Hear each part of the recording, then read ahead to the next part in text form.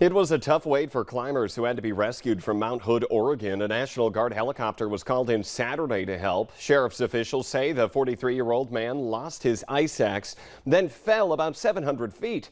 He was seriously hurt. It took rescuers 4 hours to reach him. The National Guard helicopter dropped off 2 medics to treat the climber and then pack him into a bucket to hoist him up to that chopper. It's one of the top mountain biking trails in the U.S., and Forest Service workers are bracing for more big crowds along the Madah Trail in western North Dakota.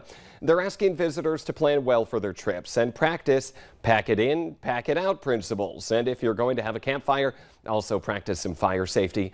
The Madah is set to get more improvements through an $829,000 grant from the USDA. And a fun fact, if you've wondered, Madah comes from the Native American Mandan language and means grandfather or long-lasting, and it's used to describe an area that is deserving of respect. In our consumer alert this morning, money is tight these days for a lot of folks. The Census Bureau's latest household survey on finances suggests that more than 25 million people rely on loans from family members to meet spending needs. If you want to make sure that these types of arrangements are a little more official, there is a website and an app called Pigeon Loans, where families can make a legal promissory note that does the bookkeeping for you. The app automates payments and then lets users decide whether or not they should charge interest.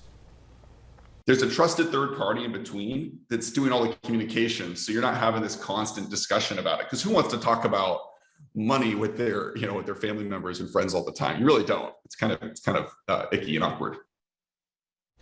If a friend or a family member asks you for financial help, Clausen suggests making sure that your own financial house is first in order so you don't get into any money trouble yourself. Abortion rights activists are holding a rally this weekend in downtown Fargo in the wake of the Supreme Court's ruling on Roe v. Wade.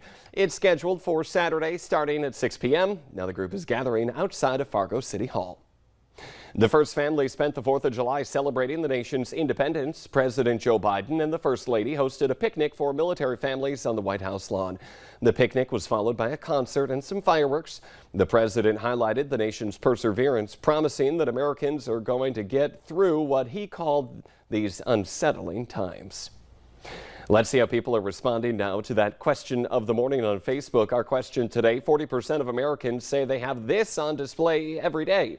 Here's some of the guesses that you're giving us. Linda says your family pictures, Joe, your ego, and Stephanie, pictures of your pets. To leave your guess, check out the question on the Valley News Live Facebook page. We'll be back with some of your responses and the answer later on. New this morning, motorcycle versus deer. A holiday outing on the open road injures a couple from West Fargo. And a 9-hour scramble ends in the arrest of a suspect in a mass shooting at a Chicago area holiday parade. And this morning we are waking up to some muggy feelings out there, also a little bit hazy as you see on our sky cam down at Hankinson there. Summer Schnellbach lets us know what to expect as we head through the Tuesday.